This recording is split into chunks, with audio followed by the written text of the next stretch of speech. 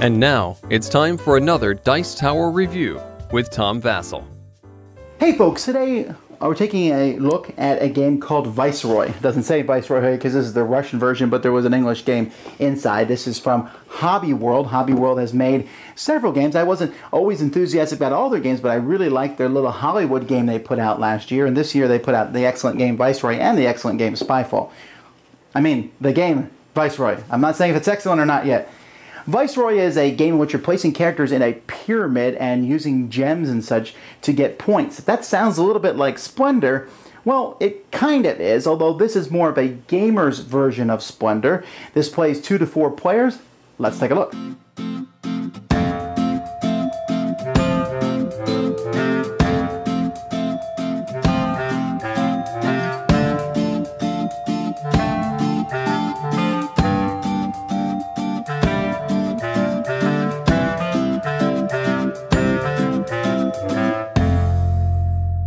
To win a game of Viceroy, you have to have points, and you get points in various number of ways, and they come from these different people and from law cards, which we'll talk about in a bit.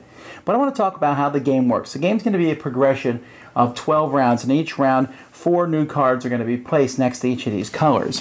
Players are going to have some of these colors, and they're going to be using these as currency, these gems.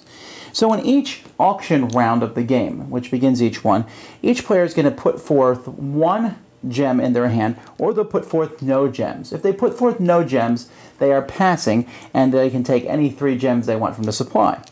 If they put forth 1 gem and no other player puts forth that gem, they will take that card from that color. And the other player who played a red would get this one. If multiple players have put forth the same color gem, they both will lose those gems, and they will go again. If they both put forth the same color again, the same thing will happen. If they do it 3 times in a row, then it's as if they passed, and they will get to take any 3 gems of their choice. Now, if the ones that are taken are moved away, and then the ones that aren't taken are going to be moved over to the other side. At the beginning of the next round, we'll add 4 more. And by the way, isn't this artwork spectacular? It really is. At the end of the next round, if you win one, let's say I win green, I can take either card, my choice. And if 2 people, not 3 or 4, but if 2 people win green, and they can come to grips with, I'll take this one and you take this one, if they can make that agreement, then they both can take one.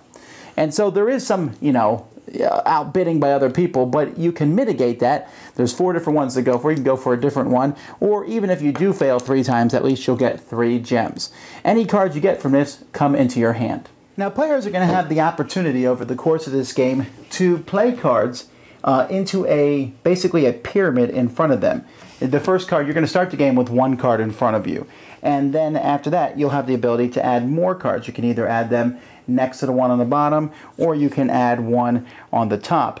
Now you'll notice as you form these, you'll be forming circles. This is a circle that's all yellow, which can score you points at the end of the game, but you don't have to do that. As you place them, you can see that you can have them all different colors. Now when you place these folks in front of you in this pyramid, you have to pay to put them out.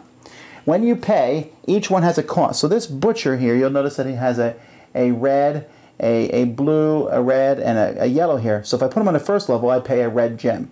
To put him on the second level, I pay a red and a blue gem. Third level, red, blue, and red. And fourth level, red, blue, red, and yellow. Now, when you put them out, each one is going to give you a reward based on the level. Now, some of them are going to give you different tokens, which are going to be worth different amounts of points. This person here on the bottom level, for example, gives me a 3-point token. That's it. At the end of the game, that's going to be worth 3 points. Others of them, like this guy here in the second level, is going to give me an infinity gem. This is a green one. I'll put this green gem on, and once each turn, when I'm placing someone out here, I can pay 1 less green to place that out there. Others let me draw more cards. So if this guy had been on the bottom level, I could have drawn an extra card from some leftover cards or drawn another law card.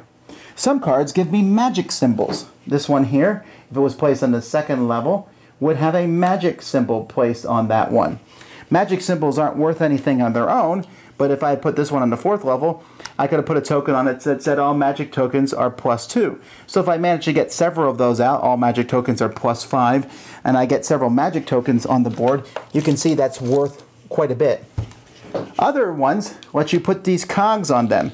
When you put the science token out here, whenever you pass and show nothing, instead of getting 3 tokens, you'll get 3 + 1 for each cog that you have out there. So you could get more gems every time you pass. Others, like this one here, you'll notice that it says a little 4 here next to the bottom level. When you place those, you simply get 4 gems of your choice, or whatever the number says. Sometimes there's a mixture. This one down here shows that you get 2 points and 2 gems. Here you get 2 magic if it goes on the 4th level. Sometimes they give points for every full circle you have of a specific color. Like this one here gives 2 points for every red circle you have at the end of the game. Some give you swords. Swords are useful at the end of the game. Each sword you have will make your opponents lose 4 points.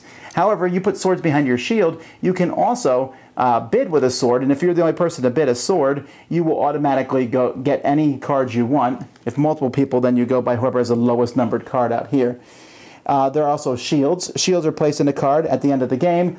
If your opponent has a sword, each shield you have cancels out 1 sword. Also, a set of a shield, a magic, and a gear will score you 12 bonus points at the end of the game.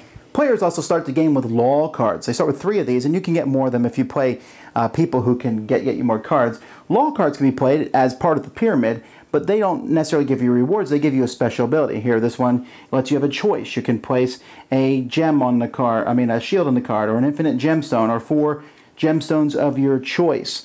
Here, you can put this underneath one of the character cards, and for each token on that character you can put another token on it, so you can double a token on that character. Some let you, at the end of the game, give you 2 points for every adjacent character card. This one here gives you +3 for every complete set of shield, magic, and technology that you get.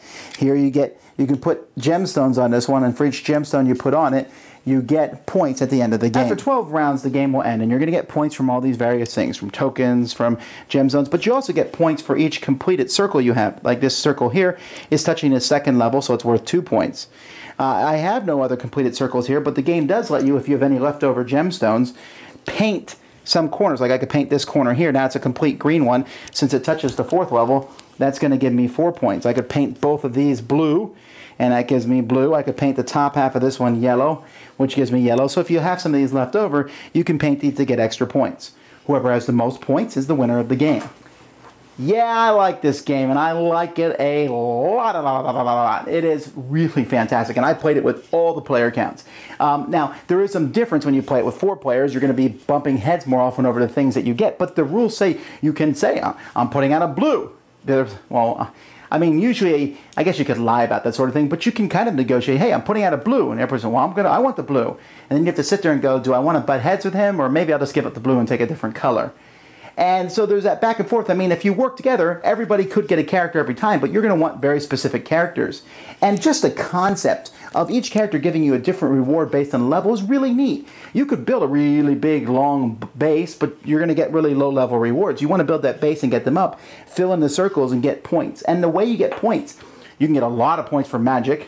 The way magic gives you points almost reminds you a little bit of 7 Wonders in this game. How you have the multipliers times the number of magic tokens you got. Sets are a good way. You can get attack to attack your opponents, but at the same time, you'll want to use those attack tokens to get that very specific card you want.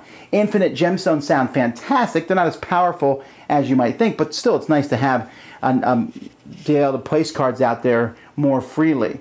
The way that the game works is each round of the game, players are going to draft one of those cards or auction off a card, and then you can play up to 3 cards in front of you. So you might play none or up to 3 cards at one time, building your pyramid up. And as the game progresses, as you build it up, you're able to see some combos and some ways, and you get gems. And the gemstone supply is limited. There's a certain amount of gems in the game per player, and it's possible for there not to be the gems out there that you want. Now, that's not a very critical component, but you can take a lot of one color, making that color rarer for the other players. Each card is so interesting because you're looking at the cards when you're bidding on them, saying, okay, I want that card because it fits in my pyramid perfectly with colors, but I want that card because of the bonus. And that card is both. That's the one I really want. And man, I'm telling you, the artwork is phenomenal. The components are fine. You each have a shield, which tells you the different ways you score at the end of the game and keeps your gems behind it. But I don't know, this game plays very quickly. It has a lot of strategy to it. Big fan of this one. Viceroy, definitely a game that I like quite a bit. Dice Tower Judgment, into my collection. Thanks so much for watching the Dice Tower videos. Find more great videos and reviews as well as our top-rated audio podcast at dicetower.com. You can also find other great shows at dicetowernetwork.com. I'm Eric Summerer, and you've been watching The Dice Tower. The Dice Tower is sponsored by Cool Stuff Inc., where you can find great games for great prices. Cool stuff in stock. Check them out at coolstuffinc.com. Shut the door.